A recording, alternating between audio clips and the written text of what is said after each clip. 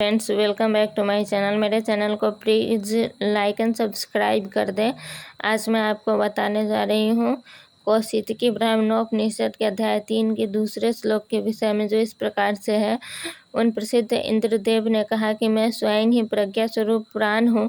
उस प्राण एवं श्रेष्ठ ज्ञान से युक्त आत्मा रूप में प्रख्यात मुझ इंद्र की तुम आयु एवं अमृत रूप से उपासना करो।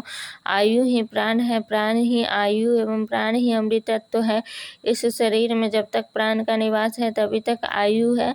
प्राण के द्वारा ही प्राणी अन्य दूसरे लोक में अमृतत्व के विशेष सुख की अनुभूति करता है। प्रज्ञा द्वारा व्यक्ति शाश्वत सत्य का निश्चय एवं ऊहापोह आदि करता है।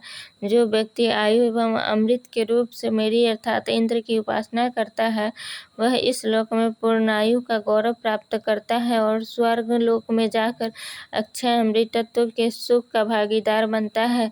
इस प्राण के संदर्भ में कोई विद्वज्जन ऐसा कहते हैं कि निश्चय ही सभी प्राण, वाक आदि समस्त इंद्रियों सहित प्राण एक ही भाव को प्राप्त करते हैं। कोई भी व्यक्ति एक ही समय में वाणी द्वारा नाम सूचित करने, नेत्र द्वारा रूप देखने, कान से शब्द श्रवण करने एवं मन के द्वारा ध्यान करने में समर्थ नहीं हो सकता। इससे यह सिद्ध होता है कि निश्चय ही सभी प्राण अपने एक ही भाव को प्राप्त करते हैं।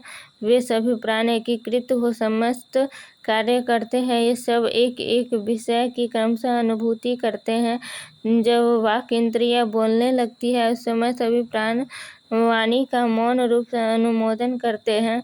जब चक्षु देखता है तब अन्य सभी प्राणी भी उसके पृष्ठभाग में रहकर दृष्टिपात करते हैं। जब कान श्रवण करने लगता है तब दूसरे अन्य समस्त प्राणी भी उस कर्मेंद्रिय का अनुसरण करते हैं। जब मन ध्यान करने लगता है तब अन्य सभी प्राणी भी इसका साथ देते हुए चिंतन करते हैं, और जब मुख्य प्राण अपना कार्य करना प्रारंभ करता है तो अन्य समस्त प्राणेंद्रियां भी उनके साथ साथ वैसी चेष्टा करती है। ऐसा प्रतरदन ने निवेदन किया। इस तरह से उन देवों में श्रेष्ठ इंद्र ने कहा, यह बात ऐसी ही है। समस्त प्राण एक होते हुए भी जो अन्य 5 प्राण है वह निःश्रेयस अर्थात परम कल्याण स्वरूप है।